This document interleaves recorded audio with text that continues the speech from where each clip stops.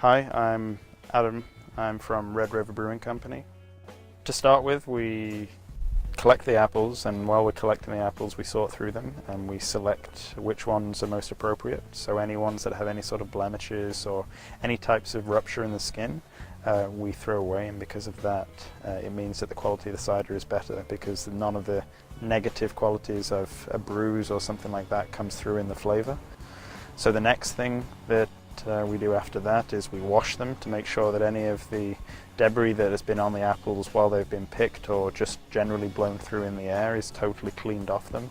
So then you throw it into the crusher, and this crusher is specifically designed to break the apples up into the smallest possible pieces to maximize the amount of yield when we go into the press. Once we get to the press, we prep up the bladder itself. This is a hydro press, so it uses equal pressure around the outside surface to maximize the amount of juice yield.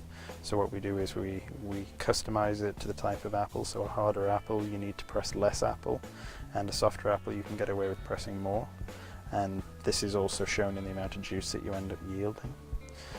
Once we've filled up the press to almost the top, you close up the cheesecloth that goes around the outside. This stops all the finer particulates from getting through, and essentially stops it from squeezing the apple straight through the press itself. Once the juice starts flowing, we monitor the speed and the rate of it to maintain juicing channels coming through the press. And after that point, we wait for around about anywhere between 15 and 20 minutes for the juice to fully come out of the pumice. And then the last step of the process, we evacuate the chamber that has done all the pressing.